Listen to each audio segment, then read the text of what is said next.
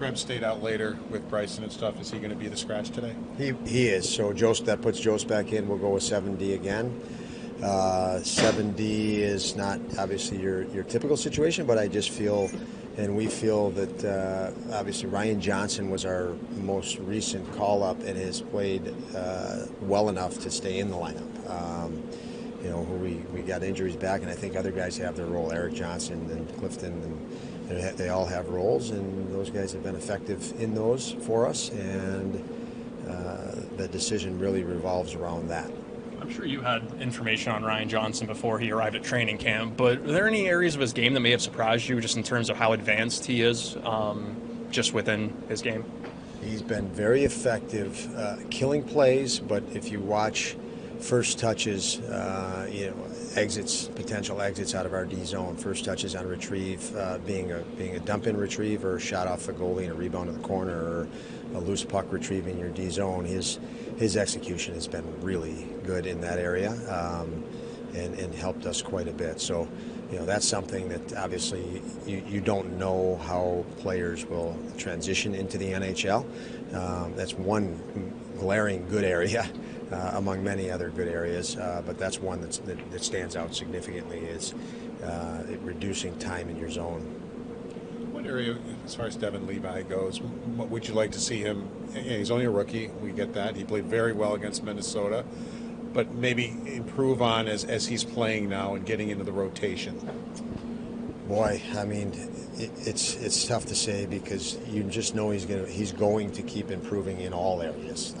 I think for him, just every building you go in, this is the first time through in many of these arenas and situations, and in the grinds of a busy month and busy travel schedule. So, yeah, I think he's just gaining experience by day. I think he's going to absorb lots and lots of things as a result of his talent and his work ethic, and he's just got to keep doing what he's doing. What have you seen from the Capitals? They're winning. They haven't scored a lot of goals this year, but they are winning and doing a lot of it. But what have you seen from them?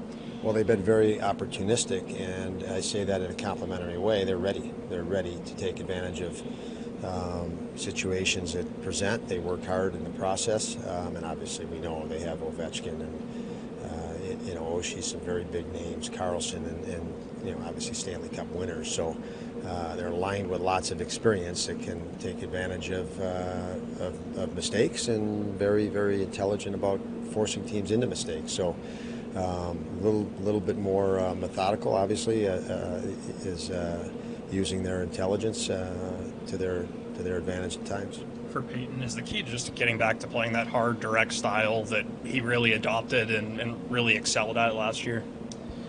Obviously, when you pull guys out of the lineup, you're going to watch film with them. You're going to try to pinpoint things, but I think much less about Peyton and much more about, okay, somebody's coming out. The other night it was Jost. I thought both those guys played well, but you're weighing it, on the back end, guys that played very well in their roles, guys that have played fewer minutes. Eric Johnson's played probably the least minutes, but our penalty kill's been very good, and he's a very big key to that. So, among other things, and just the defensive side has forced us to keep 7 in there right now, and obviously that means somebody comes out. So much less about a specific guy coming out and a lot more about circumstances. There are probably multiple steps to it. So how do you find the consistency you've been looking for here, I guess, early in the season? Or something in particular you're looking for with the team that maybe could trigger that, string some wins together and stuff like that? Health. Yeah, I think every coach in the league will tell you that. The margin in the NHL is slight from top to bottom. So even when the top teams miss top players, they become different.